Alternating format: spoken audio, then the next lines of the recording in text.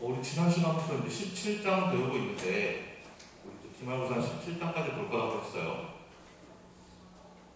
근데 제가 그동안 이제 설명을 하면서 너무 좀 교과서 위주로만 설명을 한 것 같아가지고 학생들이 혹시나 좀 잘 못 따라오고 있는 거 아닐까 이런 걱정이 좀 들어서 좀 전체적인 그림을 좀 이야기하자면 이제 15, 16, 17 우리가 지금 이렇게 배우고 있잖아요.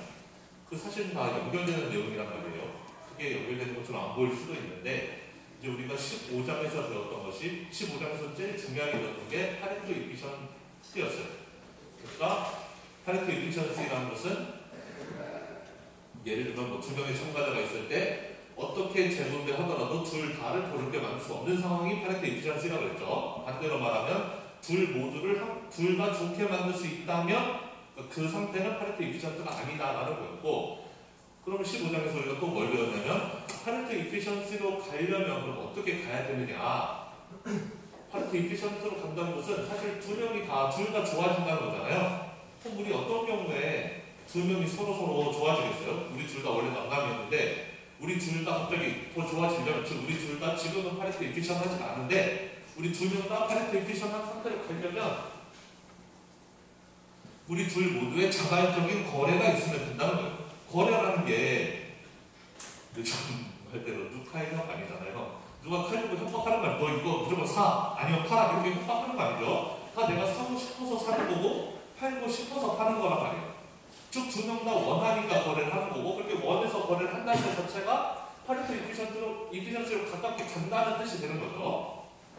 그럼 예를 들면 우리 뭐 15장에서 애전 박스 그려봤지만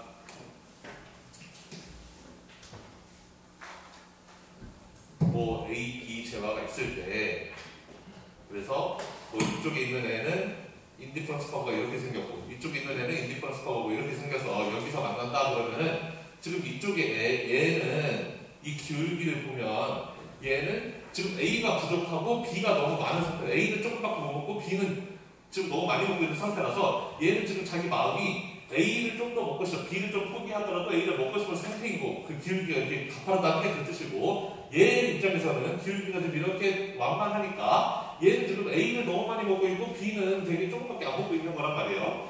그럼 얘는 B를 좀 늘려줬으면 좋겠다, 난 A를 줄이고 싶다. 그러니까 서로 마음이 통하는 거죠. 얘는 B를 줄이고 A를 늘리고 싶은, 즉 이쪽 방향으로 가고 싶은 거고, B를 줄이더라도 A를 좀 더 많이 먹고 싶은, 지금 A에 비해서 B를 너무 많이 먹고 있는 거잖아요.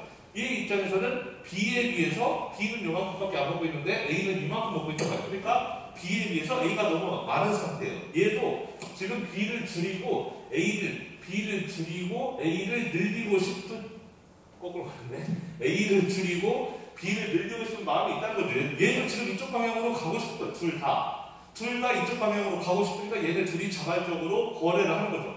내가 너한테 B 하나 줄게, 너는 나한테 A를 줘. 이렇게 거래를 해서 이쪽 방향으로 좀 더 가깝게 간다. 즉 자발적인 거래가 계속 발생할 수 있으면 시장에 있는 참가자들은 저절로 파레토 이피션스에 가깝게 이렇게 갈 수 있다라는 거를 우리가 15장에서 배웠다는 것이고, 그 내용 배우는 거 맞아요?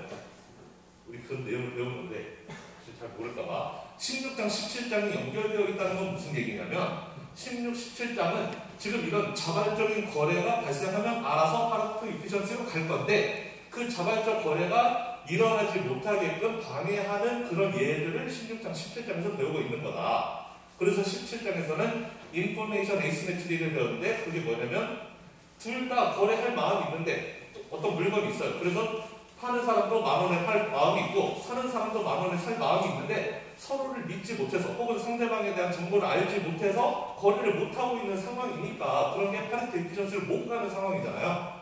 그래서 인포메이션 에이시메트리가 존재하면 이렇게 자발적으로 이렇게 갈 수 있는 상황을 방해한다 라는 거를 16장에서 배웠던 거고, 이제 17장에서는 외부성이라는 게 존재할 때, 그러니까 내가 하는 어떤 행동이 나만 생각하고 그 행동을 하는데, 우리 지금 여기서 얘네들이 행동하는 거는 자기만 생각하고 하는 거죠. 지금 얘 입장에서 내가 B를 한 단위 줄이고 A를 하나 더 먹고 싶은 것은 나만 생각한 거지, 지금 얘가 얘를 생각해서 너도 지금 뭐 A가 덜 필요하고 B가 더 필요한 거야 라고 얘가 지레짐작해서 얘까지 얘 입장을 생각해주면서 좀 거래하는 게 아니죠. 얘는 그냥 자기만 생각하고 나는 이쪽으로 가고 싶은 거야. 얘가 이쪽으로 가고 싶은지 아닌지는 모르고 그냥 나는 이쪽으로 가고 싶은 거고 마침 얘도 이쪽으로 가고 싶으니까 둘이 자발적인 거래가 일어나서 이렇게 파레토 이피션시한 지점으로 점점 더 간다라는 건데 17장에서는 이제 외부성이라는 게 존재해서 사람들은 보통 내 생각만 하고 행동을 하니까 내가 예를 들어서 담배를 피운다. 나 기분 좋아서 담배 피우는데 근데 문제는 주변 사람들에게 가는 피해를 우리는 별로 생각을 안 한다는 거죠. 그러니까 예를 들면 담배를 피우지 말라는 게 아니고 피울 수도 있는데 근데 진짜 인간적으로 여기 상대 앞에 여기서는 진짜 안 피웠으면 좋겠어요. 왜냐면 알죠 우리 학생들 거기 사람들 담배 많이 피우는 거 거기에 차라리 현수막이 안 붙어 있으면 차라리 그 현수막 뺐으면 좋겠어요. 차라리 마음껏 담배를 피우게. 왜냐면 밖에서 누가 볼까봐 창피해요. 그 현수막이 버젓이 붙어 있는 그 밑에서 담배를 피운다는 게 이게 제정신으로 할 수 있는 일인가 대학생이 맞나 싶을 정도로 그래서 담배를 피우더라도 좀 그런 표시 안 써 있는 데가 피우면 좋을 것 같은데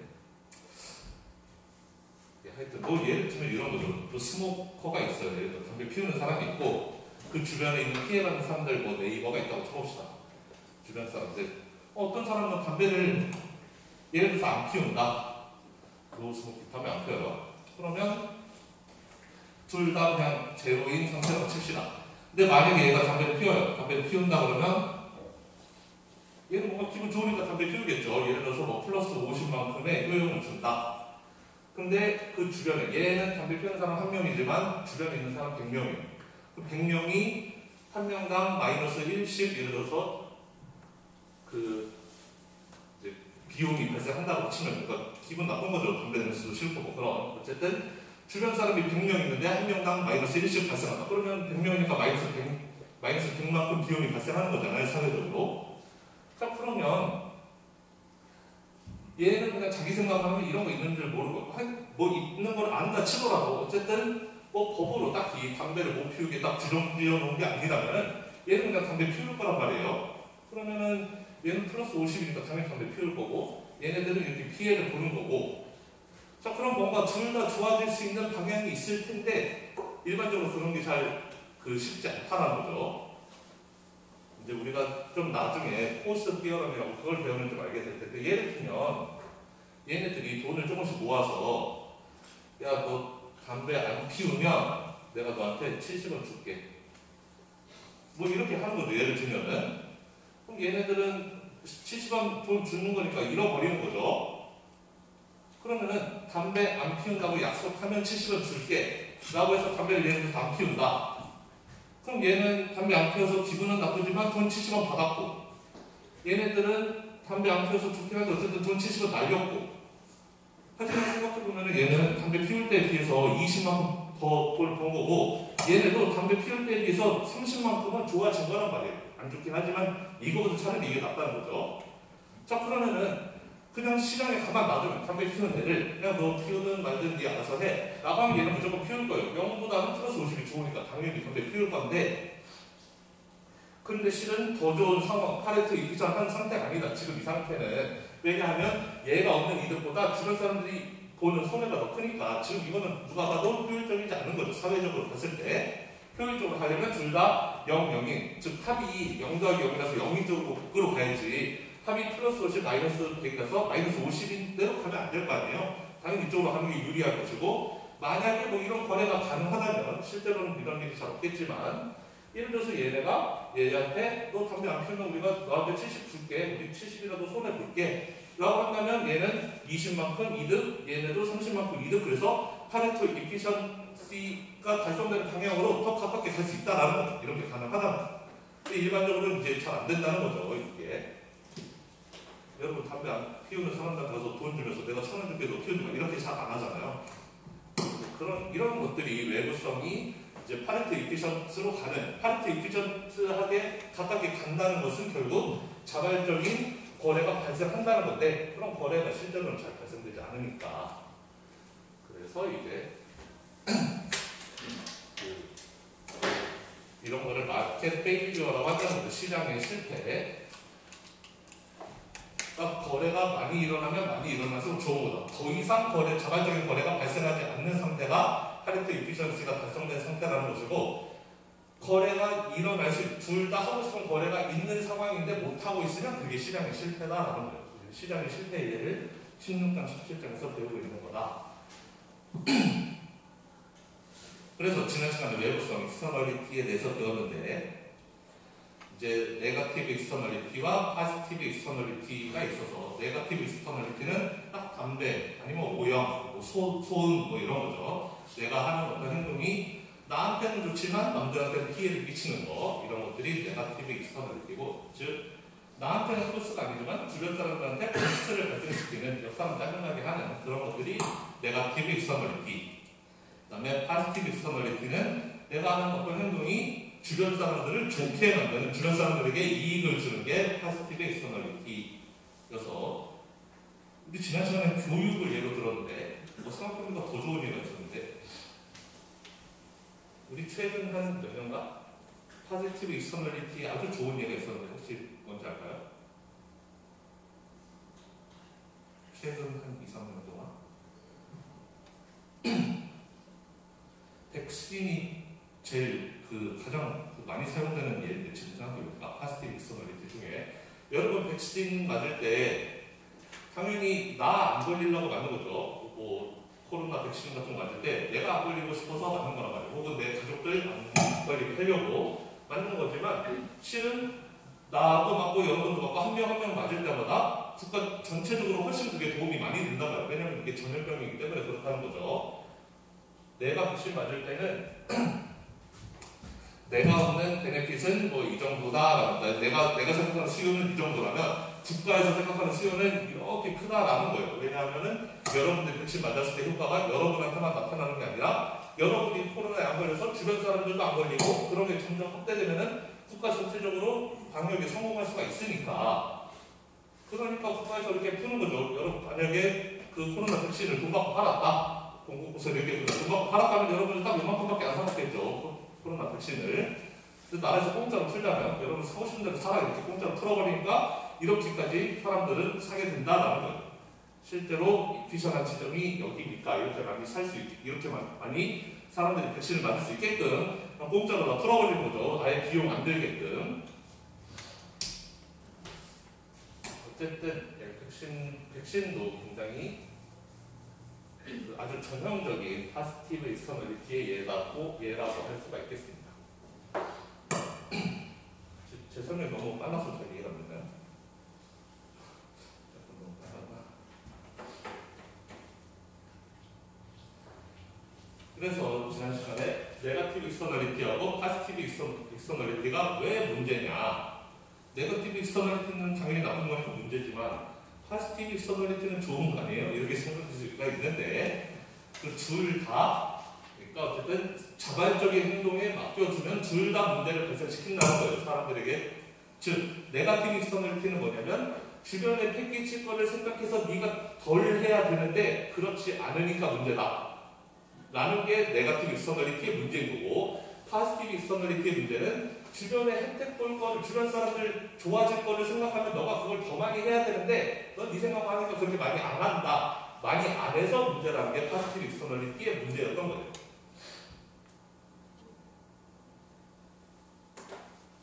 그래서 지난 시간에 이런 그림을 배웠었죠. 이거는 네거티브 익스터널리티의 예였는데, 제가 지난 시간에 이거 데드웨이 루스 설명하면서 그 설명이 틀렸던 건 아닌데 약간 설명의 방식이 좀 마음에 안 들어서 다시 한번 설명을 하겠습니다. 지난 시간에 했던 설명이 틀렸던 건 아닌데 생각해보니까 좀 엄밀하지 못했던 것 같아서.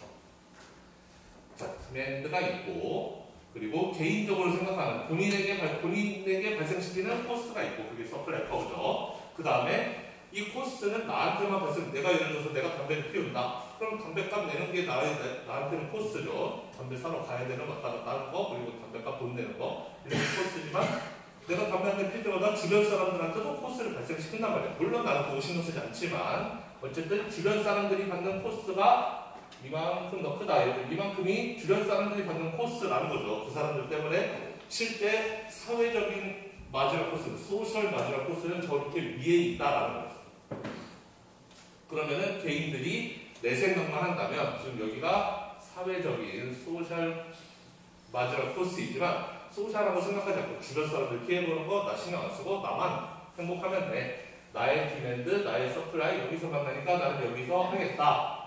이만큼 담배를 피우겠다라고 한다면 그때 데드웨이 루스가 이만큼 발생한다 그랬는데 자, 왜 데드웨이 루스가 이만큼 발생하느냐? 그때 저의 설명이 좀 완벽하지 않은 것 같아서 다시 할게요. 자, 이렇게 할게요. 이렇게 이거를 이렇게 그래서 지금 여기에서 지금 행동을 하는 거죠. 그만큼 담배를 피우겠다 혹은 뭐 오염을 만들겠다라고 한다면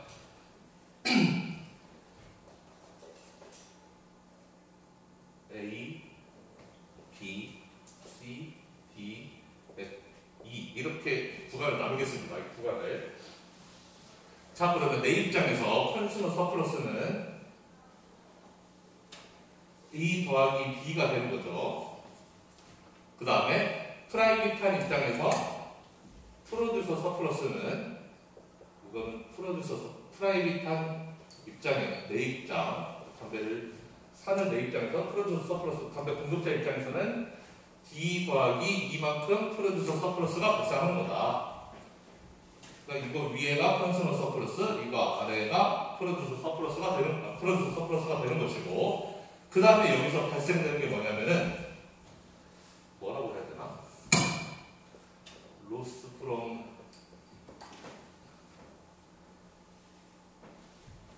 뭐라고 할까? external cost? 라고 할게요. 뭔 소리냐면은 자, 주변 사람들이 받는 피해가 있는 거잖아요. 내가 담배를 피우면 주변 사람들이 피해를 본다고 했어요. 그걸로부터 얻는 사회적인 손실을 이야기하는 겁니다. 주변 사람들이 보는 피해를 총액을 계산해보자. 그러면은 이만큼이 사회적인 비용이라고 했잖아요. 추가되는 비용이죠. 주변 사람들이 받는 피해. 이 서플라이 커브는 내가 내는 돈이고 담배 피우는 사람이 내는 비용인 거고 그 나머지 이 윗부분은 내가 내는 비용이 아니고 주변 사람들이 내는 비용, 주변 사람들이 받는 피해라고 했어요. 그러면 담배를 이만큼 피우면 이만큼이 주변 사람들이 받는 피해일 거 아니에요? 이만큼이. 그래서 이거는 B, C, E를 합치게 될 거다. 주변 사람들이 받는 피해. 그렇잖아요? 이 높이만큼이 피해라고 했는데 지금 이만큼을 피우고 있는 거니까 가로축 곱하기 이 높이 이렇게 돼서 이 네모만큼이 그 주변 사람들이 받는 피해가 되는 거죠. 그러면 이거를 다 합쳐보면 이거 두 개는 더하는 거고 거기서 이만큼은 손실이니까 빼야 되겠죠. 그러면 A 더하기 B 더하기 D 더하기 2에서 이걸 빼면 돼요. B, C, E를 빼면 남는 거는 B 없어지고 E 없어지면 A 더하기 D에서 C를 빼는 거다. 그래서 A 더하기 D라면 이 삼각형이고 그 다음에 C는 여기 부분 이만큼을 빼게 되는 거다. 사회 전체적인 후생을 보자면 컨슈머 서플러스 내가 얻는 후생, 그 다음에 프로듀서 서플러스 담배 회사에서 얻는 후생, 그 다음에 사회에서 느끼는 비용 이걸 빼면은 사회 전체적으로는 A 더하기 D에서 C를 뺀 것만큼의 후생이 남게 된다는 거죠.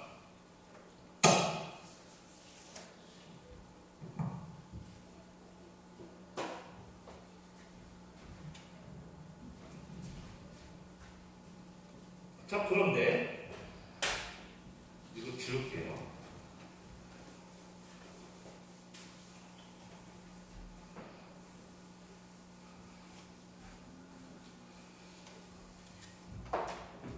똑같은 그림을 그려서 역시 디맨드 커브가 있고 개인의 서플라이 커브가 있고 그 다음에 사회적인 소셜 마지막 코스가 있고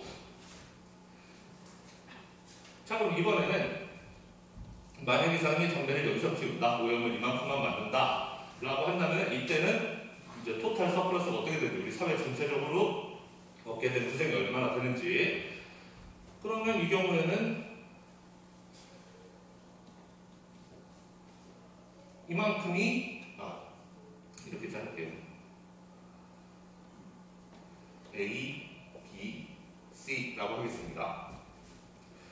자, 그럼 여기서 소비를 하게 된다면 컨슈머 서플러스는 A가 될 것이고, 그 다음에 그 프로듀서 서플러스, 담배 회사가 얻는 프로듀서 서플러스는 B 더하기 C가 되겠죠. 원래 이게 서플라이 커버였는데 이 위에만큼이 프로듀서 서플러스가 될 테니까, 그래서 이만큼이 컨슈머 서플러스고 이만큼 B 더하기 C가 프로듀서 서플러스가 될 것이고, 그 다음에 아까 했던 거 그 로스 프롬 어쩌고저쩌고 했던 익스터널 코스트라는 거죠. 외부에서 느끼는 비용 때문에 발생하는 손실을 지금 이만큼 소비하고 있으니까 딱 이 높이만큼, 여기 C만큼이 그 로스일 거 아니에요? 사회에서 느끼는 비용인 거죠. 주변 사람들이 느끼는 피해. 그렇다면 이거 다 더하면 A 더하기, 이거 두 개는 더한 거고 이거 뺀 거죠. A 더하기 B 더하기 C에서 C를 빼니까 남는 거는 A 더하기 B다. 그래서 전체 후생을 계산해 보면은 여기서는 A 더하기 B 이 삼각형이 되는 것이고, 왼쪽에서는 이게 다른데, 왼쪽에서는 이거 삼각형에서 얘를 뺀 거라고 했으니까, 그러니까 얘에 비해서 얘는 이만큼의 로스가 발생하는 거죠. 그래서 쟤를 대조의 로스라고 부른다는.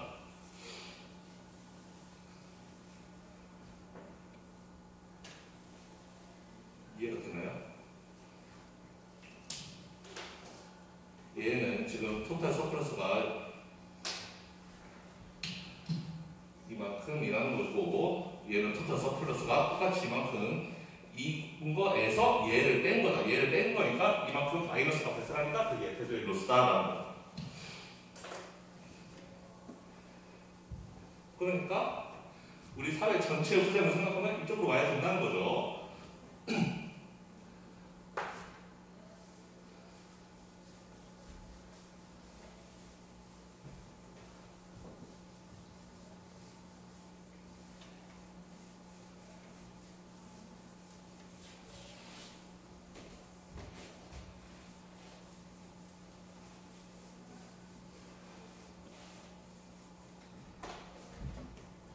마찬가지로 베네핏에 대해서도 이야기해보면서 파지티브 익스터널리티에 대해서 이야기해보자면, 여기서는 이제 교육을 가지고 이야기하고 있는데, 백신이라고 해도 똑같겠어요. 여러분들이 백신 맞으면 나만 좋은 게 아니라 국가 전체적으로 봐도 다 좋다. 그러니까 나라에서 그렇게 공짜로 해주는 거죠. 다들 맞으라고.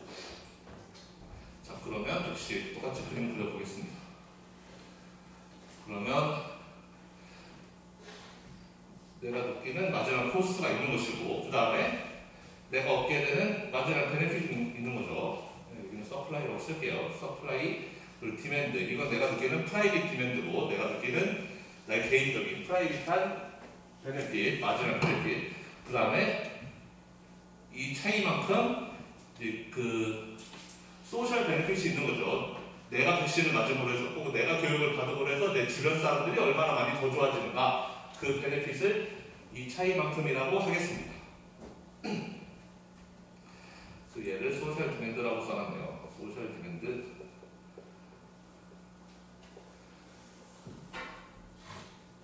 라고 한다면, 그럼 이때 만약에 지금 내가 내 생각만 해서, 지금 이게 나의 프라이빗한 디맨드니까 내가 주변 사람들 행복하게 해주는 거 생각하지 않고 내 생각만 해서 의사결정을 한다면, 나는 내 서플라이, 내 디맨드 딱 이만큼만 난 소비할 거라는 거죠. 이만큼만 백신을 맞는다, 이만큼만 교육을 받는다 라고 한다면, 그럼 이때는 해보면 아까랑 똑같이 하면 되죠. 여기를 A, B, C라고 할까요? 그러면은 컨슈머 서플러스는 B가 될 것이고, 내 개인적인 컨슈머 서플러스, 프라이빗한 컨슈머 서플러스죠. 내가 느끼는 컨슈머 서플러스는 B가 될 것이고, 그 다음에 프로듀서 서플러스는 C가 되겠죠. 지금 이게 D는 여기에서 지금 행동을 한다고 했으니까 이만큼 B, 이만큼 C. 그 다음에 이번에는 베네핏 쓸까요? 뭐 쓸까?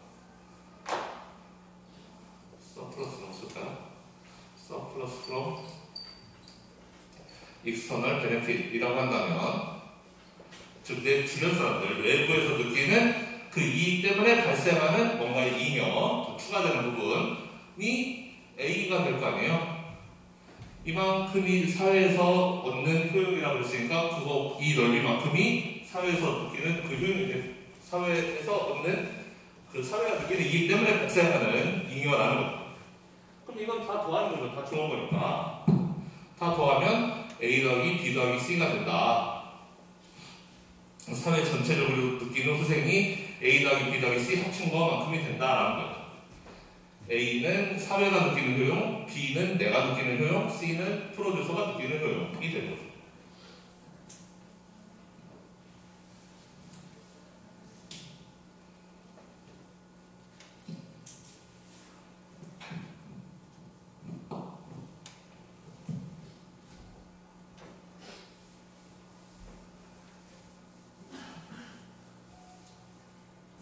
그런데 똑같은 그림을 다시 그려볼게요.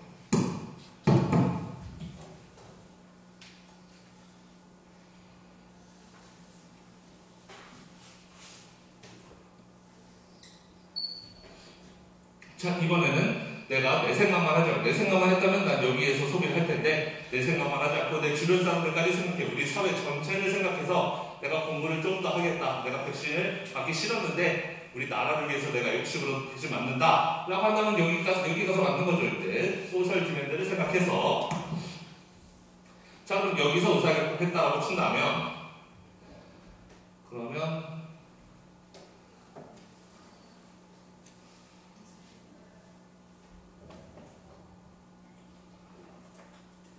어떻게 되나요? 그림이 복잡해지네.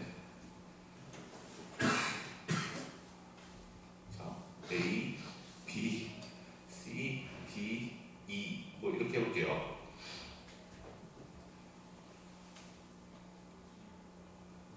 네, 된 것 같죠? 그러면 컨슈머 서플러스는 나의 개인적인 디맨드 커브는 이거였고, 그러니까 여기 B만큼이 컨슈머 B된다. B에서 D2를 뺀 것만큼이 나의 컨슈머 서플러스가 되겠죠. B 빼기 D2 더한 것만큼 이거를 빼면 나의 컨슈머 서플러스가 된다. 그렇잖아요. 지금 여기에서 소비를 하고 있으니까 이거보다 위에 있는 부분은 나한테 이익이지만 이거보다 지금 아래쪽에 있는 부분은 나한테는 손실인 거죠. 지금 엄청 비싼 돈 주고 백신을 맞고 있기 때문에 나는 이렇게 비싼 가격이면 난 여기서만 맞았어야 되는데 이렇게 많이 맞는다? 그럼 이만큼 나는 손해보고 지금 맞고 있다는 뜻이에요. 내 욕심을 들끓어서. 자, 그리고 프로듀서 서플러스는 어렵지 않죠? 그냥 이거죠. C 더하기 D 이거 부분 C 더하기 D가 프로듀서 서플러스가 될 것이고, 그 다음에 이제 사회가 느끼는 효용 아까 했던 거 서플러스 from external benefit 쓴 이 사각형만큼이 되겠죠. 지금 이만큼 소비를 하고 있으니까요. 이만큼이 사회가 느끼는 효용일 것이다. A 더하기 D 더하기 E가 될 것이고, 자, 그럼 이거 다 합쳐보면, 이거 세 개 다 합치면은 여기 D 더하기 E는 백인데 여기는 더하기니까 이렇게 뺄 수 있죠. 이렇게 세 개 다 합친다고 합치면은 그럼 남는 거는 B, A, C, D만 나오니까 A 더하기 B 더하기 C 더하기 D가 남게 된다. 그래서 색칠을 해보면 이만큼이란 거 A 더하기 B 더하기 C 더하기 D 이만큼이 사회 전체적으로 얻게 되는 후생이 된다. 아까 여기에서는 A, B, C 더하고 이만큼 뿐이라고 했는데, 그러니까 이만큼이 지금 비어있는 거죠. 왼쪽 그림에서는. 그래서 저만큼이 이거보다는 이만큼이 적다. 그래서 저 부분을 데드웨이트라고 부른다라는 거. 이렇게 설명하니까 좀 더 낫지 않아요? 저 지난주랑 생각보다.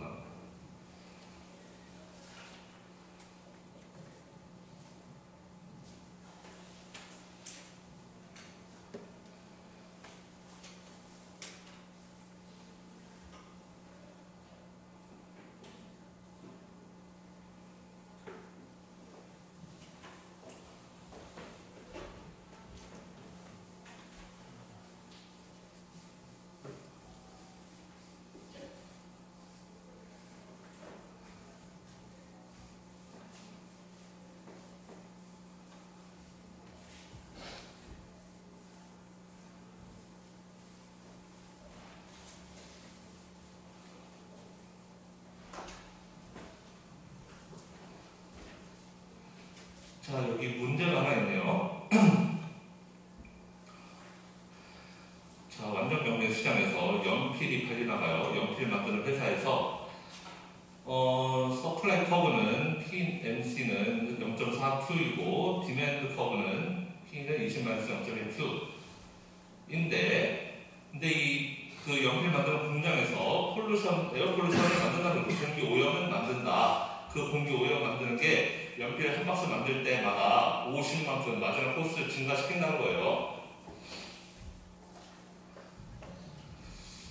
자, 그러면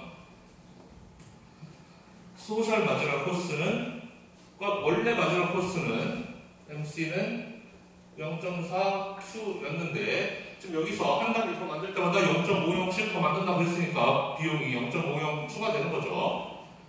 그래서 비용이 소셜 마지막 코스는 0.4Q에서 0.5를 더하는 C가 되겠습니다. 답은. 자, 그럼 옵티멀 레벨 오브 펜스 프로덕션은 몇 개냐? 사회적으로 옵티멀한 레벨은. 자, 일단 사회적으로 옵티멀한 거 생각하지 말고 이 기업이 기업이 자발적으로 생산하게 놔서요. 기업 입장에서는 사회를 생각할 필요가 없으니까요. 공기 오염으로 주변 사람들 피해받든 말든 내 이익을 극대화하기 위해서 생산한다면 그건 완전 경쟁 시장이니까 그 수요하고 마지막 코스하고 만나는 지점에서 생산하게 되겠죠. 20-0.1Q가 0.4Q랑 같아지는 지점에서 생산하게 될 거다. 그러면 0.5Q는 20이니까 Q는 40이 될 거다. 40개를 생산할 거다는 거죠. 이거는 연필 공장이 내 생각만 했을 때, 자기 이득만 생각했을 때 40개를 생산할 거다. 그런데 만약에 그러면 소셜리 옵티멀한 레벨은 얼마냐? 사회적으로 가장 바람직한 생산량은 20-0.1Q 이 디맨드 커브가 기업의 서플라이 커브가 아니라 기업에다가 사회적 비용까지 합친 소셜 서플라이 커브랑 만나는 지점에서 생산해야 된다라는 거예요. 그러면 0.5Q는 19.5니까 Q는 39가 되겠네요. 39개만 생산하라는 거죠. 40개 다 생산하지 말고 한 개 줄여라라는 거예요. 즉 그림으로 그리면 디맨드 커브가 있고 시장에 수요 곡선이 있고 그 다음에 기업의 공급 곡선이 있고 그 다음에 기업이 발생시키는 오염 때문에 사회적 비용이 이만큼 발생해서 사회적 공급 곡선은 이렇게 된다. 그래서 기업이 자기 비용만 생각하고 이윤 극대를 위해서 생산한다면 40개를 생산할 텐데 그런데 사회적으로 가장 바람직한 생산량은 39개다. 한 개 덜 생산해야지 사회적으로 바람직한 거다. 그런 이야기입니다.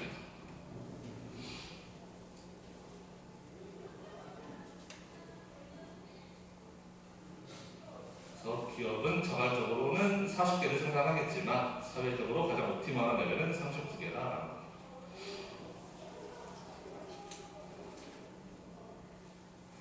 자, 그럼 이번에는 그런 익스터널리티 때문에 지금 문제가 발생한다는 건 알았죠. 사회에서 생각하는 옵티멀한 레벨하고 기업 또는 개인이 자발적으로 행동했을 때 발생하는 그 개인의 옵티멀하고 다르다라는 거예요. 우리는 이제 사회적으로 옵티멀한 레벨 쪽으로 가야 되는데 그래서 그런 외부성을 고쳐주는, 해결해주는 그런 방법이 뭐 없을까?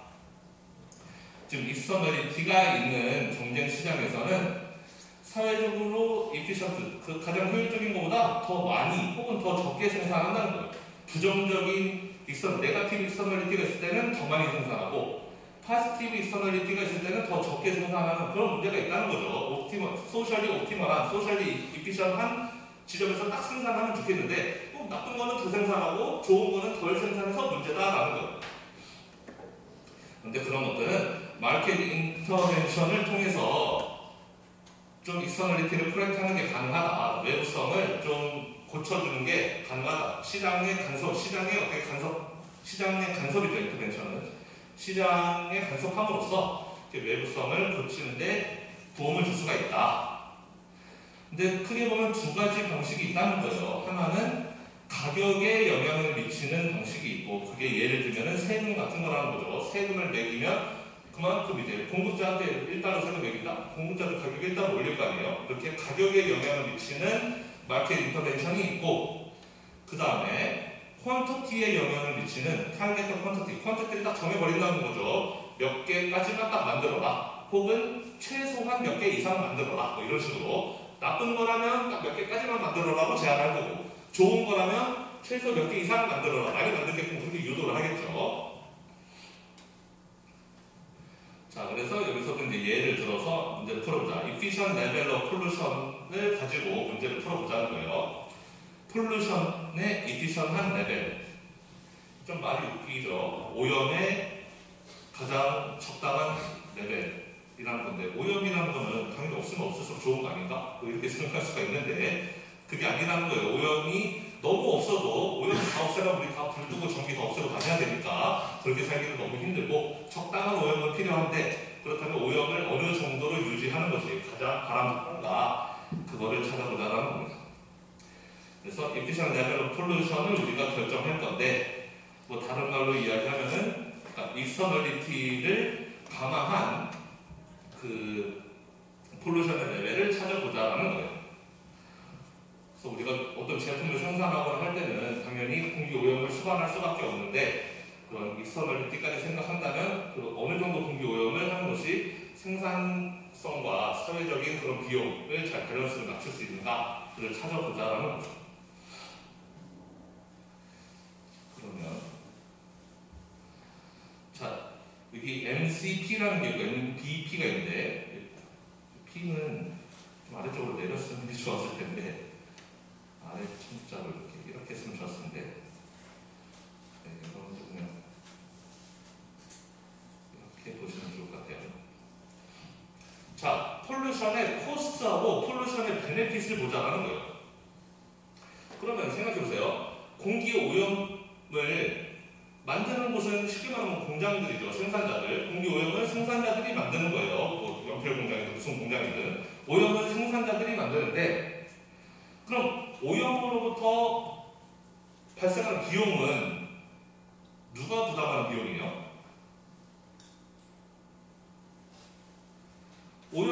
오염이 비용을 발생시키는 것은 생산자에게 발생시키는 것은 아니죠.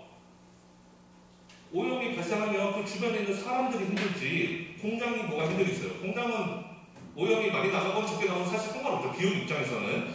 마지막 코스 오브 폴루션이라는 것은 오염이 한 단위 늘어날 때마다 사회가 그 받게 되는 피해, 사회가 받게 되는 비용이 얼마만큼 더 커지느냐, 그걸 말하는 게 그 마지막 코스 오브 폴루션이라는 거고, 즉 여기서 말하는 이 코스트라는 것은 그러니까 그 오염을 내뿜는 공장이 지불하는 비용이 아니고, 오염 때문에 피해를 받는 사람들이 당하는 코스트다라고 생각하면 돼요. 그 다음에 밑에는 베네핏이 있어요. 오염으로부터 얻는 베네핏. 오염이 한 단위 늘어날 때마다 얻게 되는 베네핏. 저 오염이 늘어나면 당연히 안 좋은 건가? 아니, 오염이 늘어나면 당연히 안 좋죠 라고 생각할 수가 있는데, 그거는 우리 입장인 거고, 오염을 느끼는 우리 입장에서는 코스트만 있는 거죠. 하지만 오염을 만드는 공장 입장에서는 오염 한 단위 늘어날 때마다 오염을 걔네가 뭐 하고 싶어서 하겠어요? 생산량을 늘리다 보니까 오염이 발생하는 거잖아요. 걔네들은 베네핏을 느낀단 말이에요. 오염을 내뿜는 공장 입장에서는 베네핏이 생기는 거고, 걔네가 내뿜는 오염 때문에 피해를 받는 우리 입장에서는 코스트가 생긴다. 즉, 지금 우리는 마지막 코스트 커브랑 마지막 베네핏 커브를 그릴 건데, 마지막 코스트 커브는 우리 입장에서 생각하면 돼요. 오염 때문에 피해를 받는 우리들 입장에서 코스트가 어떤지를 생각하면 되고, 마지막 베네핏은 공장 입장을 생각하면 된다. 얘네가 오염을 만듦으로 해서 당연히 그만큼 생산도 할 수가 있으니까 얘네가 얻는 이익을 생각하면 된다. 그런데 마지막 코스트 오브 폴루션, 즉 오염이 한 단위 늘어날 때마다 발생하는 사회적인 피해, 사회적인 비용은 업월드 한대요. 즉 기울기가 위로 올라간다는 거죠. 즉 그래프가 이렇게 위로 올라간다는 건데,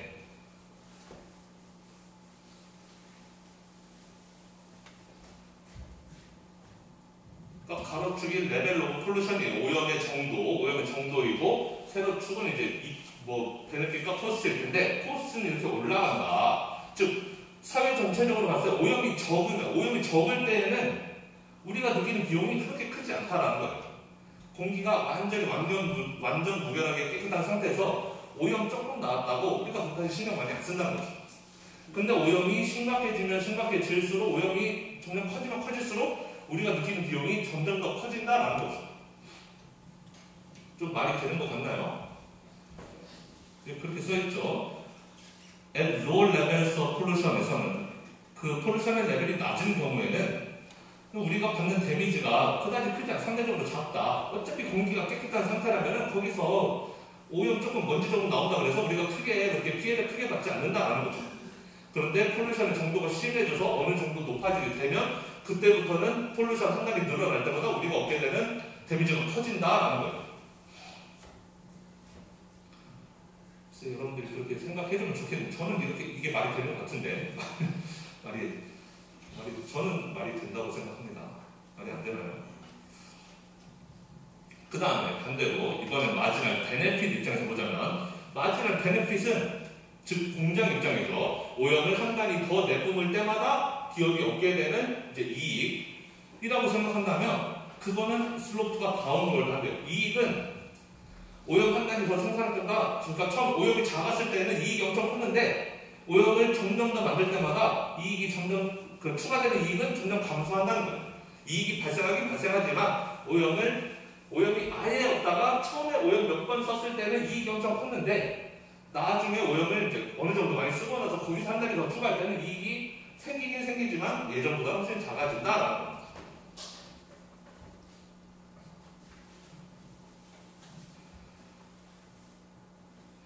자, 하이 레벨스 오브 폴루션에서는 그 얘기는 결국 하이 레벨스 오브 프로덕션이다. 기업이 오염을 많이 내뿜는다는 것은 결국 기업이 생산을 많이 하고 있다는 뜻이고 생산을 많이 한다는 것은 결국 싸게 판다는 거다. 공급이 적었다면 가격이 되게 비쌌을 텐데 생산을 많이 한다는 것은 결국 싸게 판다는 뜻이다. 만약에 오염이 줄어들었다면 그래서 생산도 줄어들었다면 컨슈머 서플러스, 프로듀서 서플러스 다 없어졌을 거 아니냐. 자, 이게 뭔 소리냐면 저도 저 말씀하고 뭔 소리인지 항상 생각했는데 이 책이 조금 약간 이해가 안 되게 써놓는 부분도 있는 것 같아요. 예를 들면 어떤 제품의 수요와 공급이 있어요. 그러면 뭐 예를 들어서 뭐 이만큼 이제 완전 균형에서는 뭐 이만큼 생산하겠죠. 이퀄리브리엄에서는 이만큼 생산할 텐데 그러니까 이만큼 생산을 한다는 것 자체가 오염을 이만큼 내뿜는다라고 우리가 받아들일 수도 있는 거죠. 생산량을 줄인다면 오염을 덜 시키는 거고 생산을 늘린다면 오염을 많이 시키는 건데 그러면 여기에 생산 아예 안 하다가 생산을 점점 더 늘린다라고 하면은 이제 오염도 점점 더 같이 늘어난다라고 생각했을 때 생산을 아예 안 하다가 여기서 요만큼으로 늘렸어요. 그러면 그때 얻게 되는 사회 전체적인 서플러스는 요만큼이 되는 거죠. 그렇죠? 뭐 가격이 대충 여기라고 치면은 이만큼이 컨슈머 서플러스, 이만큼이 프로듀스 서플러스가 될 거 아니에요? 즉 생산을 아예 안 하다가 생산 초기에 1개에서 1개에서 2개 이렇게 늘 때는 서플러스가 엄청 크단 말이에요. 그런데 이 정도쯤 생산하다가 여기 3개를 더 늘렸다? 그럼 요만큼 서플러스가 늘어나게 되는 거죠. 즉 생산량이 극도로 작았을 때 한 단위 늘려가지고 얻게 되는 서플러스의 크기가 나중에 생산 어느 정도 하고 있을 때 한 단위 더 늘렸을 때 새로 추가되는 서플러스보다 훨씬 크다라는 거예요. 그러니까 이익이 훨씬 크다라는 거죠. 아예 오염 하나도 안 쓰다가 아예 공장을 못 돌리고 있다가 한 개 딱 생산할 수 있어요. 오염을 딱 하나 허용해줘서 한 개 딱 생산할 수 있으면은 그때는 대단히 비싸게도 팔 수 있고 사회 전체적으로 봐도 서플러스가 훨씬 크다라는 거예요. 그런데 어느 정도 생산하고 있는 상태에서 여기서 한 단위 더 늘리는 것은 서플러스가 늘어나긴 하지만 그 늘어나는 정도가 훨씬 작아진다. 자, 그리고 이거 여러분들 좀 헷갈릴 수가 있는데 폴루션이 줄어듦에 따라서 그 폴루션을 줄이는 데 들어가는 비용이 증가한다. 왜냐하면은 쉬운 방법은 이게 써버렸기 때문에 라고 써있는데 자, 이게 뭐냐면 마지막 베네핏이라는 것은 내가 한 단위, 오염을 한 단위 더 씀으로 해서 얻게 되는 이익이잖아요. 마지막 베네핏은 내가 여기서 한 단위로 오염을 늘림으로 해서 얻게 되는 추가적인 이득을 베네핏이라고 하는 거예요. 하나 더 써서 얻게 되는 이익이라는 것은 반대로 생각하면은 하나를 줄일 때 발생하는 비용이라고도 생각할 수가 있는 거예요. 맞나요? 내가 오염을 하나 더 써서 오염을 하나 더 내보내서 내가 얻는 이익이 있다면 반대로 생각하면 오염을 못 쓰게 했다면 오염을 하나 줄여야 된다면 그럼 그건 나한테 비용인 거잖아요. 그만큼 이익이 날아가는 거니까. 그러니까 그렇게 생각할 수도 있다. 오염을 줄이려면은 그러니까 즉 한 단위 늘렸을 때 발생하는 이익이라는 것은 거꾸로 생각하면 한 단위 줄였을 때 발생하는 손실이라고도 볼 수가 있는데 한 단위 줄일 때 오염을 한 단위 줄일 때 발생하는 리듀싱 폴루션 하는 데 들어가는 이 비용은 하면 할수록 점점 더 증가할 것이다. 그러니까 오염을 여기서 여기로 줄이는 거는 이만큼밖에 비용이 발생하지 않는다는 거예요. 비용이 낮은 상태라는 거예요. 어차피 오염이 엄청 많아 지금. 오염 엄청 많이 하고 있는데 여기서 이만큼 예를 들어서 한 단위 줄여라고 하면은 제일 쉬운 방법 쓰겠죠. 좀 필터도 뭐 제일 싼 거 쓴다든지 가장 쉬운 방법으로 오염을 줄일 수 있을 텐데 만약에 이 정도쯤 왔어요. 그러면 지금 오염을 굉장히 많이 줄여놓은 상태인데 여기서 하나 더 줄여 라고 하면은 굉장히 힘들겠죠. 이미 쉬운 방법은 다 썼을 거고 이제 짜내서 겨우겨우 이만큼 줄일 수 있을 거란 말이에요. 그만큼 비용이 많이 들 거다라는 거예요.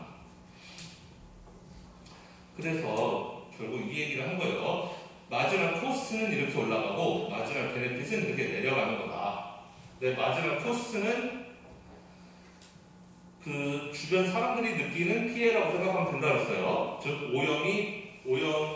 기업이 오염을 발생시키면 그 사회 전체적으로 받는 피해, 그게 마지막 코스다. 그 피해가 오염의 레벨이 작을 때는 그 피해도 작지만 오염의 레벨이 높을 때는 거기서부터는 오염 한 단위 늘어날 때마다 그 추가된 피해가 훨씬 더 커진다라는 것이고, 그 다음에 마지막 베네핏은 기업의 입장에서 생각하면 된다.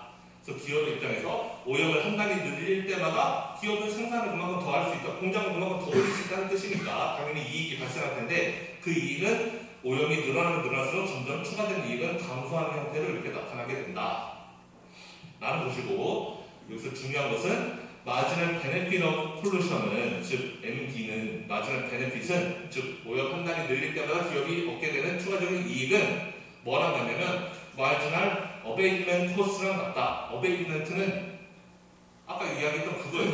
오염을 줄이는 데 들어가는 코스, 오염을 한 단위 줄이게 된다면 발생하는 코스를 어베이트먼트 코스라고 부르는 거예요. 즉 한 단위 늘릴 때 발생하는 이익이라고 한다면 그건 거꾸로 생각하면 한 단위 줄일 때 발생하는 비용이라고도 이야기할 수 있다라는 거예요. 앞으로는 그래서 그런 식으로 생각을 많이 할 거예요. 우리 지금까지 항상 소비를 한 단위 늘리면 비용이 얼마가 늘어나고 뭐 이익이 얼마가 늘어나고 이런 식으로 이야기했는데, 지금 저 그림에서는 오염이 코스를 설명할 때는 오염을 한 단위 늘릴 때 코스, 사회적인 코스가 얼마나 발생하느냐 이 얘기를 주로 하겠지만, 마지막 베네핏을 이야기할 때는 두 가지를 다 생각해야 된다. 오염을 한 단위 늘렸을 때 기업이 얻게 되는 추가적인 이익이라고도 생각할 수 있지만, 반대로 기업 입장에서 오염을 한 단위 줄이려면 우리가 얼마나 많은 비용을 지불해야 되는가 라고 생각해도 된다는 거예요. 양쪽으로 우리는 다 생각할 수 있어야 된다는 거예요. 그래서 이 부분이 중요하다는 겁니다. 마지막 그렇죠. 마지막 베네핏은 마지막 어베이먼 코스랑 같은 것이다. 라는 게 중요하다는 거고. 자, 그러면은 당연히 기업은 요만큼 해서 이제 생산을 하는 게 이제 생산을 한다라는 것이죠. 오염을 이만큼 만들게 될 것이다. 라는 것이고. 자, 마지막 어베이먼 코스에 대해서 다시 한번 이야기를 하면은, 그러니까 결국 에미션을 줄이는데 발생하는 비용이라는 거예요. 그러니까 오염을 한 단위 줄이는데 들어가는 비용이다. 기업 입장에서 드리는 비용이다라는 거죠.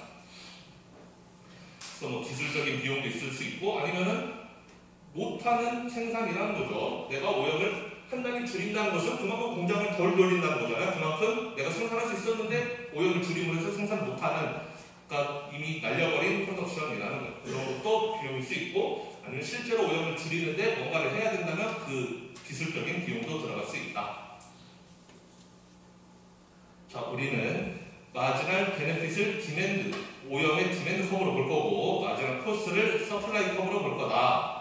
뭐 그림만 봐도 그렇죠. 내려가는 게 디맨드고 올라가는 게 서플라이죠. 자, 그래서 이거는 오염에 대한 어떤 하이퍼세리컬한 마켓을 좀 보여준다. 좀 이론적으로 가능한 그런 이야기를 하고 있는 거죠. 뭐 실제로 우리가 오염에 대해서 막 가격을 매기고 그러진 않잖아요. 근데 여기서는 마치 오염의 가격이 있고 오염의 수량이 이렇게 있어가지고 하는 것처럼 이렇게 이야기를 하는데, 이제 실제로는 이런 마켓이 실제에 존재하느냐? 그래서 요즘 뭐 탄소 배출권 거래제 이런 거 보면은 요즘은 존재하는 것 같은데, 아마 이 책이 쓰여질 때만 해도 탄소 배출권 거래제가 없었나? 그렇지 않았을 것 같은데. 하여튼 요즘 정말 이슈가 많이 되고 있는 탄소세 혹은 탄소 배출권 거래, 이거에 대한 내용이 사실 지금 우리가 배우고 있는 내용이다라고 생각하면 되겠습니다. 그래서 우리는 그렇다면 이런 마켓이 실제로 존재하지 않는다면 어떻게 해야 되는가? 탄소 배출권 거래를 하자라는 거죠. 결론만 먼저 이야기하자면.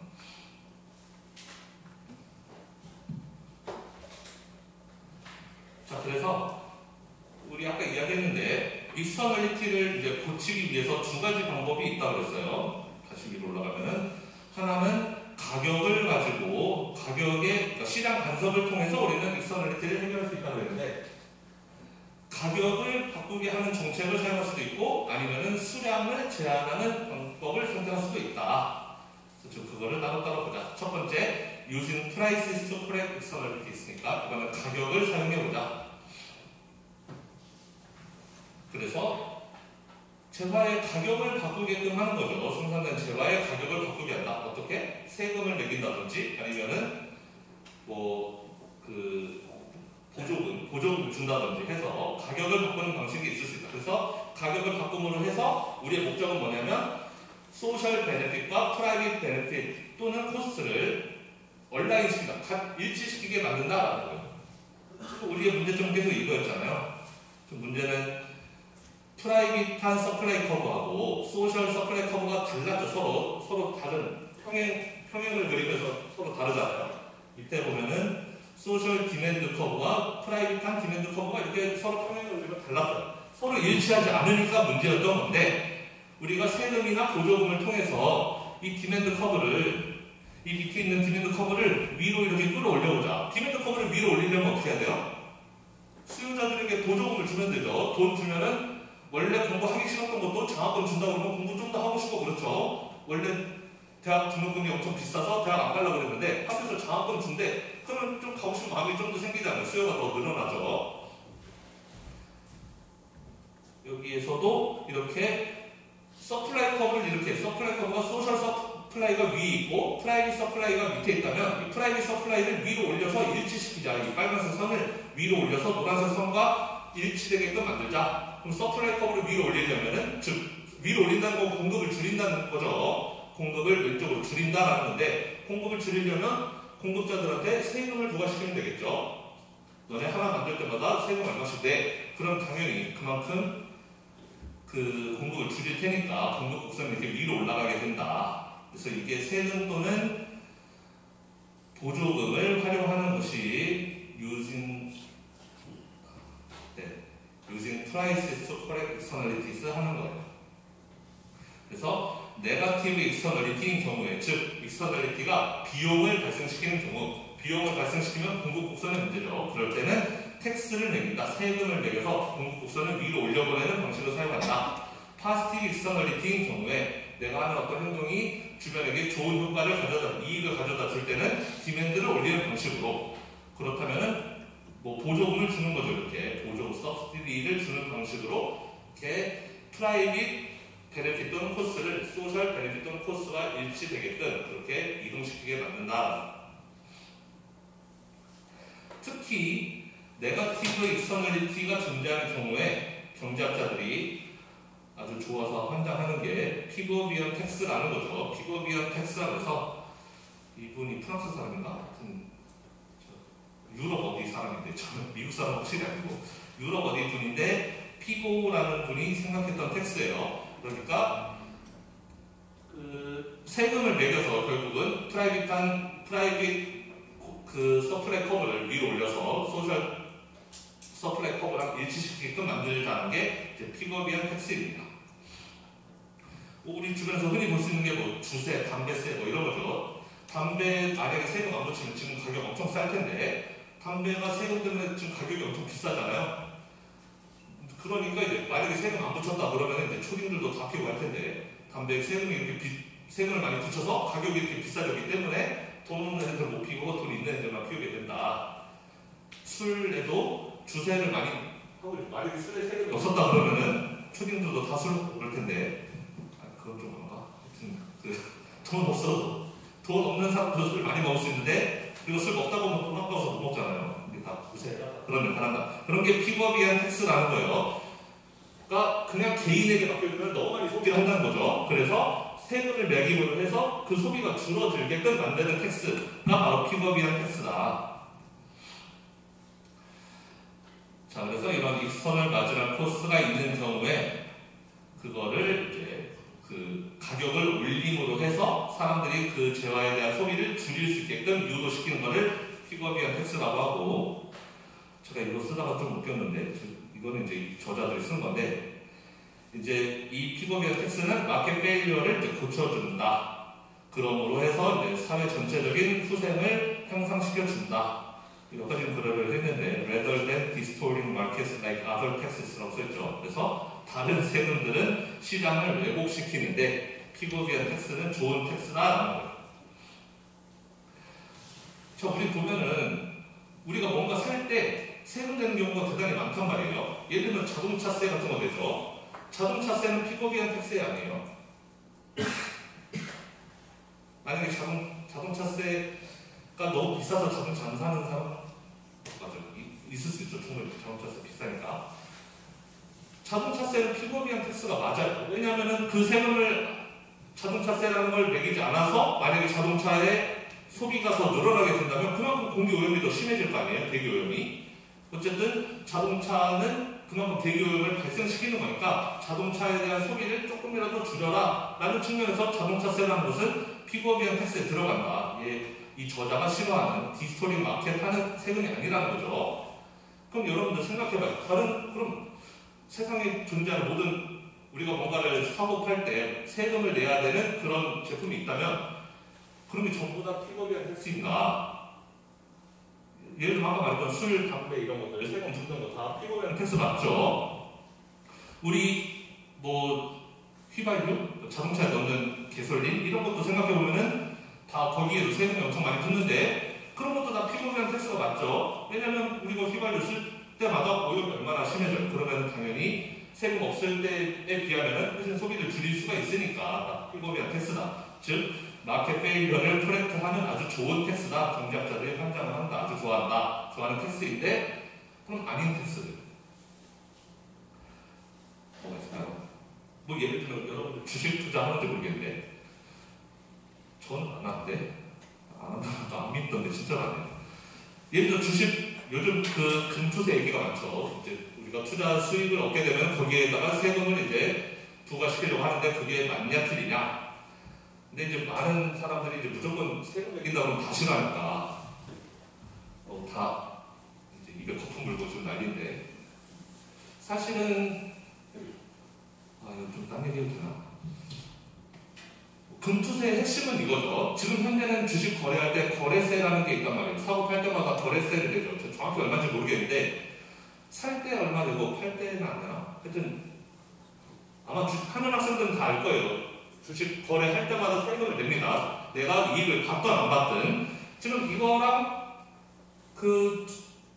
이거를 뭐 캐피탈 게인이라고 쓸까요?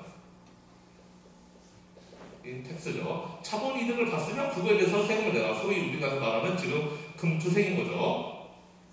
지금 금투세의 핵심은 이거예요. 거래세를 없애고 혹은 줄이고 이거를 늘리자라는 게 핵심인 거예요.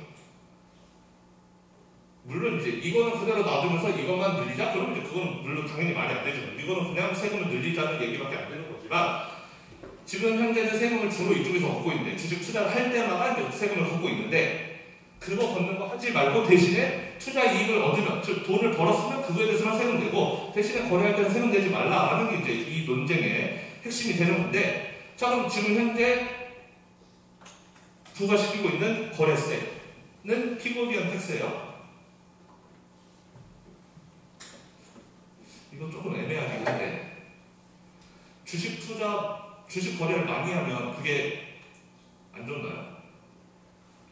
주변에 피해를 끼치나요? 뭐 대기 오염이라든지 아니면은 뭐 술 같으면은 술 먹고 행패 부리니까 이제 그런 피해가 있는데, 내가 주식 거래를 많이 한다. 이게 주변에 피해를 끼치나?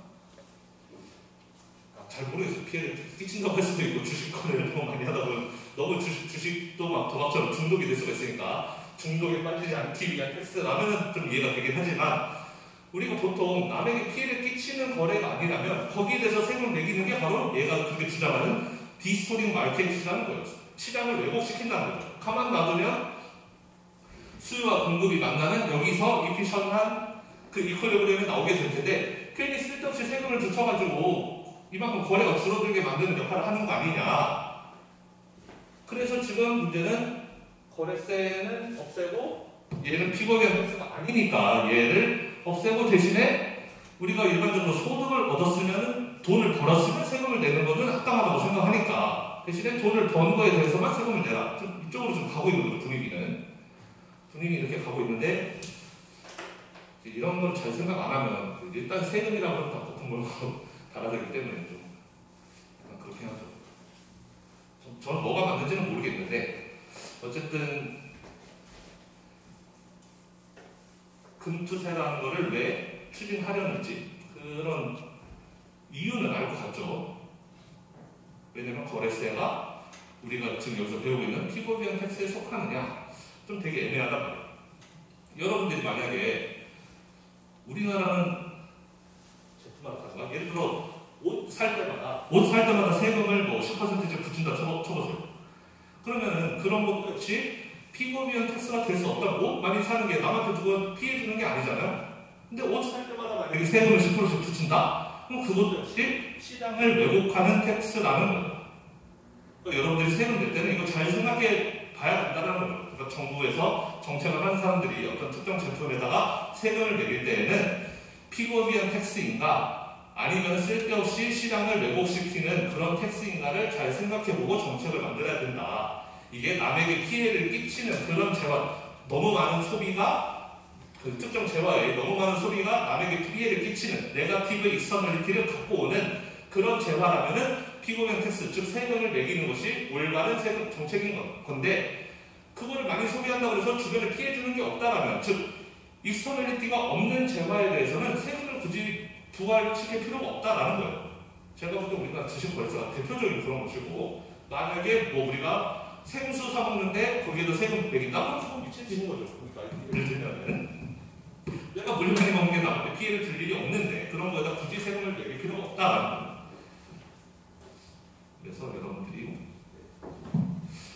쓸데없이 좀 열을 올려서 것 같은데, 하여튼 그렇고, 그러면은 한번 봅시다. 자, 그러면 이제 세금을 매기라는 거죠. 이제 아까 했던 그림과 똑같은 건데, 디맨드 커브가 있고, 이제 프라이빗한 서플라이 커브가 있고, 그 다음에 위에 거가 소셜 서플라이 커브인 거죠. 즉 이 차이만큼이 이제 사회가 받는 비용, 사회가 얻는 피해라고 생각하면 되겠습니다. 이 노란 차이만큼이. 그런데 텍스가 하는 일은 서플라이 커브를 그 텍스만큼 위로 올려주는 역할을 하니까, 이 프라이빗한 그 서플라이 커브를 위로 올리는 효과를 가져다 준다. 그래서 빨간색 커브를 세금만큼 올려서 이렇게 노란색 커브와 일치시킬 수가 있다라는 거예요. 그래서 마지막 코스, 그 개별 기업의 인더스트리의 마지막 코스가 그 프라이빗 서플라이 커브였다면은 거기에다가 세금을 더해버리면 이렇게 올라가게 돼서 이 소셜 마지막 코스가 같아지게 된다. 자, 이렇게 세금은 이렇게 뭐 서플라이 커브를 올린다든지 아니면 디맨드 커브를 내린다든지 이런 역할을 하는 것이고, 사는 사람한테 세금을 부과하면 디맨드 커브가 내려가고, 파는 사람한테 세금을 부과시키면은 서플라이 커브가 올라가는 효과인 거죠. 근데 이제 그거가 비슷하게 파지티브 익스터널리티가 있는 경우에 뭐 교육이라든지 아니면 백신이라든지 이런 것들, 그런 경우에는 이제 픽업이한 석시디에 또 역시 경제학자들이 환장을 한다, 아주 좋아한다라는 거예요. 그래서 보조금도 필요한데 줘야 된다라는 거죠. 보조금을 줄 때에는 이런 경우만 줘야 돼요. 픽업이한 석시디만 좋은 보조금이다. 그 외의 보조금들은 오히려 마켓을 왜곡시키는 보조금이고, 보조금을 줄 때는 반드시 어떤 재화의 소비가 사회적으로 그 사람뿐만이 아니라 그 주변 사람들의 혹은 국가 전체, 사회 전체적으로 이득이 되는 소비가 되는 것인가, 그게 만약에 이득이 되는 부분이 있다면 파지티브 익스터널리티를 이끌어내는 그런 재화라면은 그런 재화에 대해서는 서브시디, 보조금을 줘야 된다라는 거예요.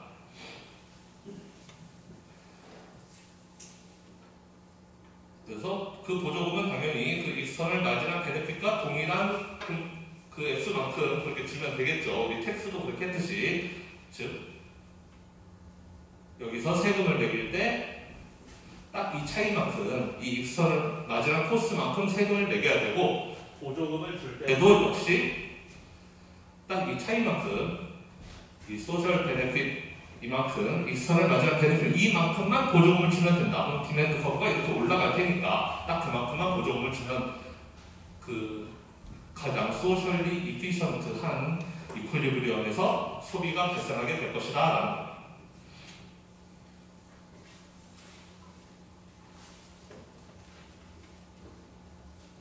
자, 그 다음에 이제 가격으로 하는 것은 세금하고 보조금이라고 했어요. 세금은 서플라이 커브를 올리거나 디맨드 커브를 내리는 역할을 하고, 서브시디는 반대로 디맨드 커브를 올리거나 아니면 서플라이 커브를 내리는 그런 역할을 하는 거라고 했습니다. 어쨌든 픽업이랑 서브시디를 주면 생산 그 균형점이 오른쪽으로 가게 되는 것이고, 픽업이랑 텍스를 하게 되면은 왼쪽으로 가게 되는 거죠. 그림으로 그리면 원래 이렇게 있었던 경우에 픽업이랑 텍스를 만약에 서플라이에게 그 공급자에게 매긴다. 그러면은 이만큼 세금 때문에 이만큼 서플라이 커브가 올라가게 되고, 그래서 새로운 균형이 원래보다 왼쪽으로 간다. 만약에 픽업이랑 텍스를 디맨드한테 매겼다. 그러면 디맨드 커브를 줄이는 역할을 한다는 거죠. 세금을 디맨드한테 매기면은 세금이 이렇게, 세금 때문에 이렇게 돼서 여기에서 여기로 역시 균형이 왼쪽으로 가게 된다라는 겁니다. 반대로 서브시디를 생각해보면은 공급과 수요가 있을 때 서브시디를 만약에 수요에게 준다. 사는 사람들에게. 그러면 수요가 늘어나는 거죠. 너 백신 맞으면은 백신 뭐 공짜로 맞게 해줄게. 원래 백신 뭐 10,000원인데 그냥 10,000원에 맞게 해줄게. 예를 들면 수요가 이렇게 올라간다는 거죠. 그 서브시디만큼. 그러면 여기에서 여기로 이렇게 균형 그 점이 오른쪽으로 이동한다는 거고, 마찬가지로 이번에는 서플 프로듀서에게 서브시디를 준다. 생산자에게 그 보조금을 준다 그러면은 그럼 서플라이 커브가 이렇게 내려가게 된다. 보조금만큼. 그러면 역시 균형점이 이렇게 오른쪽으로 이동하게 된다. 즉 서브시디를 주면 오른쪽으로 이동. 즉 그만큼 재화의 소비가 늘어나게 되는 것이고, 텍스를 부과시키면 왼쪽으로 이동하게 돼서 그만큼 균형점을, 소비를 감축시키는 그런 효과를 가져온다. 우리 옛날에 미시경제 1에서 다 배웠지만 세금을 이렇게 프로듀서한테 부과시키는 거랑 디맨드한테 부과시키는 거랑 사실상 차이가 없는 거라고 했었어요. 이거 기억나요? 혹시 까먹었습니까? 기억 안 나요? 세금을 이렇게 프로듀서에게 부과시키면 이만큼 세금, 이 차이만큼은 프로듀서가 다 내는 거예요. 내는 거지만 프로듀서 입장, 생산자 입장에서는 원래 예전보다 가격이 이만큼 올랐단 말이에요. 그렇죠? 가격이 올랐으니까 내가 이만큼 세금 내지만 그 중에 이만큼은 가격 오른 걸로 보상받는 거예요. 즉 프로듀서가 내는 세금은 요만큼밖에 안 된다는 거죠. 이 아래 거만큼만. 이 전체 세금 다 내는 거 맞는데 가격이 올랐기 때문에 이만큼은 사실 상쇄되는 거죠. 예전보다 비싸게 팔 수 있으니까 이 아래 거만 실제로 내는 거고, 그럼 이 가격 오른 거는 누가 손해본다? 이거는 디맨드가 손해보는 거죠. 사는 사람들이 예전보다 비싸게 사야 되니까. 즉 세금은 이거를 그 생산자에게 매길 수도 있고 수요자에게 매길 수도 있지만, 사실은 누구한테 매기는 거는 전혀 중요하지가 않다 그랬습니다. 어차피 내는 돈은 누가 얼마만큼의 세금을 내냐는, 여러분 기억나는지 모르겠는데 이 기울기에 달려있다고 했죠. 이 수요 곡선과 공급 곡선의 기울기에 의해서 누가 뭐 세금이 뭐 전체 세금이 100%라 치면은 그 중에 그 세금이 뭐 7대 3으로 나눠진다, 뭐 3대 7로 나눠진다 할 때 그거는 디맨드 커브와 서플라이 커브의 기울기에 의해서 결정된 것이지, 지금 여기처럼 생산자에게 부과시킨다 아니면 소비자에게 부과시킨다 이거는 전혀 중요한 문제가 아니라고 했어요. 옛날에 배웠던 내용인데 다시 한번 떠올려봤습니다. 자, 그럼 어쨌든 세금과 보조금을 이용해서 이렇게 공급곡선 또는 수요곡선을 위아래로 이렇게 오르락내리락 시킬 수 있는 방법이 하나 있고, 또 하나는 퀀터티 메커니즘이라는 거예요. 그래서 이거는 수량을 제한시킨다. 몇 개 이상 못 만들, 네가티브 익스터널리티라고 한다면은 몇 개 이상 못 만들게 딱 제한을 하고, 파지티브 익스터널리티라고 그러면은 몇 개 미만으로 못 만들게, 몇 개 이상 무조건 만들어야 되게끔 이렇게 제한을 한다. 예를 들면 이런 거죠. 쿼터를 딱 해서 이 이상, 이 Q 스타 이상은 생산하지 못하게끔, 원래의 서플라이 커브는 이렇게 생겼는데 그 서플라이 커브를 이렇게 가다가 딱 끊어진 상태로 이렇게 수직으로 올라가게끔 만들어 버리는 거죠.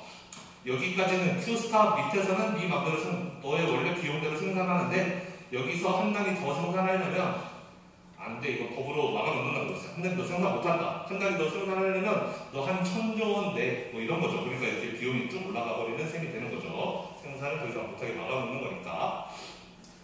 자, 그래서 이런 방법이 있을 수 있다. 이 쿼터에 대해서는 다음 시간에 또 이어서 하도록 하겠습니다.